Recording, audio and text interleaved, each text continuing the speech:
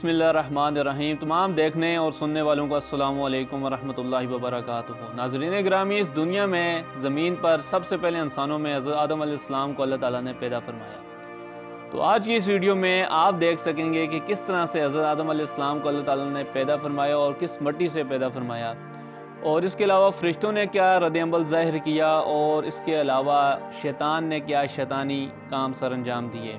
तो सब कुछ देखने के लिए वीडियो को मुकम्मल देखें। इब्लीस की बादशाह तो अमारत अर्ज़ी के ज़माना में अल्लाह ताला ने हमारे जद्द अमजद अबू अल बशर सैयदना आदम अलैहिस्सलाम को तख्लीक किया, और ये उस वक्त हुआ जब इब्लीस की सल्तनत तो अमारत ख़त्म होने के करीब आ चुकी थी। नीज़ अल्लाह ताला ने इब्लीस के दिल में छुपे फ़ख्र व गुरूर को फ़रिश्तों पर आश्कार फरमाना चाहा, जिसे वो न जानते थे, मगर अल्लाह ताला जानता था। उस वक्त अल्लाह ताला ने फरमाया, मैं ज़मीन में एक खलीफा बनाने वाला हूँ। उसके जवाब में फ़रिश्तों ने कहा कि ज़मीन में किसी ऐसे को मुकर्रर करने वाले हैं जो इसके इंतज़ाम को बिगाड़ देगा और खून रेज़ियाँ करेगा। इस आयत की तफसीर में मनकूल है कि फ़रिश्तों ने ये जवाब इस वजह से दिया था कि ज़मीन पर उससे पहले रहाइश पजीर जिन्होंने फ़साद बर्पा कर दिया, खून बहाया और अल्लाह ताला की नाफरमानी की, लिहाजा अब भी जो खलीफा बनेगा वो भी तो वैसा ही करेगा। लिहाजा कहने लगे, आपकी हम्दो सना के साथ तस्बीह और आपकी तकदीस तो हम कर ही रहे हैं, लेकिन अल्लाह ताला ने इरशाद फरमाया, मैं जानता हूँ जो कुछ तुम नहीं जानते।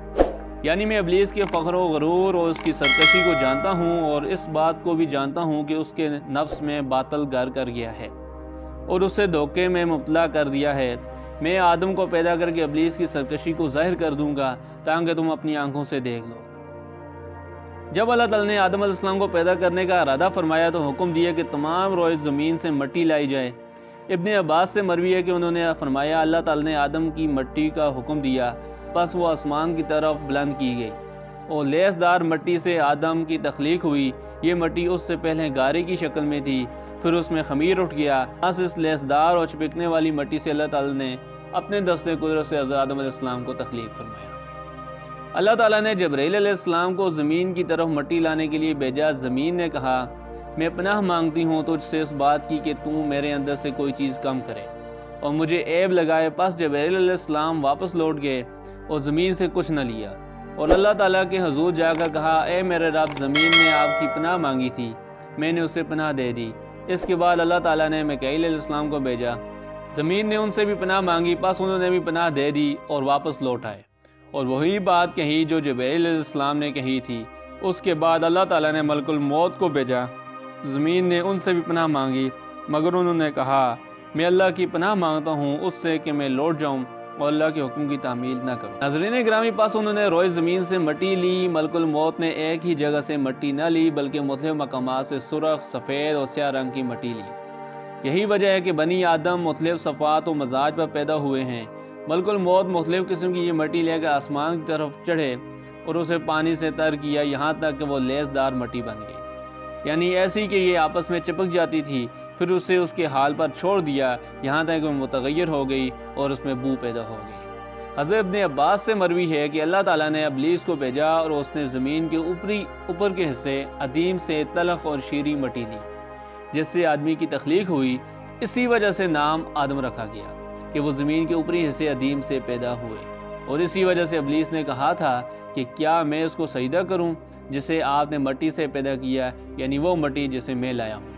साद बिन जुबैर रज़ी अल्लाह ताला अन्हु से मरवी है कि आदम नाम इसलिए पड़ा कि वो ज़मीन के ऊपरी हिस्से अदीम से पैदा हुए हैं। एक दूसरी जगह भी इनसे मरवी है, हज़रत अली से मरवी है कि हज़रत आदम अलैहिस्सलाम को ज़मीन के अदीम ऊपरी हिस्से से पैदा किया गया, उसमें उम्दा और रद्दी हर किस्म की मिट्टी शामिल थी, इसलिए तो उनकी औलाद में अच्छे और बुरे हर तरह के लोग मौजूद हैं। अबू मूसा अशरी रज़ी अल्लाह ताला अन्हु से रवायत है कि रसूलुल्लाह सल्लल्लाहु ताला अलैहि वसल्लम ने इरशाद फरमाया, अल्लाह ने आदम अलैहिस्सलाम को एक मुट्ठी मिट्टी से पैदा किया जिसको तमाम ज़मीन से लिया गया था।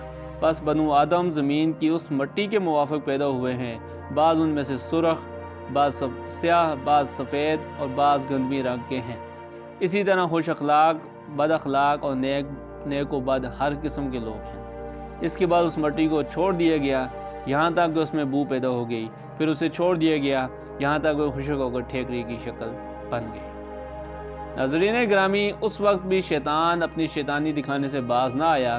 چانچہ اللہ تعالیٰ نے آدم کی مٹی لانے کا حکم دیا، بس وہ مٹی آسمان کی طرف لے جائی گئی۔ پھر آدم علیہ السلام کو لیسدار مٹی سے بنایا گیا، جو کہ اس سے قبل بدبودار مٹی کی شکل میں تھی، اور اس سے قبل وہ خشک مٹی تھی۔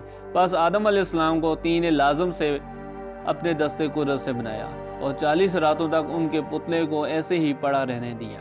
اس دوران ابلیس اس پتلے کے پاس آیا اور اپنے پاؤں سے اس کو ٹھوکر ماری، جس سے اس میں آواز پیدا ہوئی اور بجنے لگے۔ اس کے بعد شیطان آدم علیہ السلام کے پتلے کے منہ میں داخل ہو کر اس کے دبر کے راستے باہر نکل گیا اور کہنے لگا، اس آواز اور مٹی کی وجہ سے جس سے تو پیدا کیا گیا ہے تیری کوئی حیثیت نہیں۔ اگر مجھے تجھ پر قبضہ و تصرف دیا گیا تو میں تجھے ہلاک کر دوں گا، اور اگر تجھے میرے اوپر مسلط کیا گیا تو میں تیری حکم عدولی کروں گا۔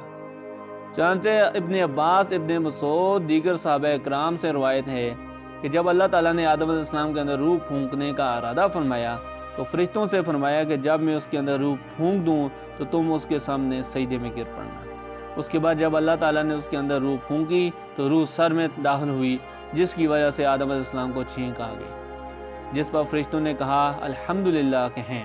الحمدللہ کہنے پر اللہ تعالیٰ نے فرمایا رحمک ربک، تمہارا رب تم پر رحمت کرے۔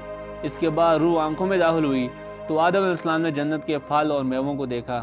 جب پیٹ میں پہنچی تو کھانے کی خواہش پیدا ہوئی، اور آدم روح کے ٹانگوں میں پہنچنے سے قبل ہی ان پھلوں اور میووں کی طرف کود پڑے۔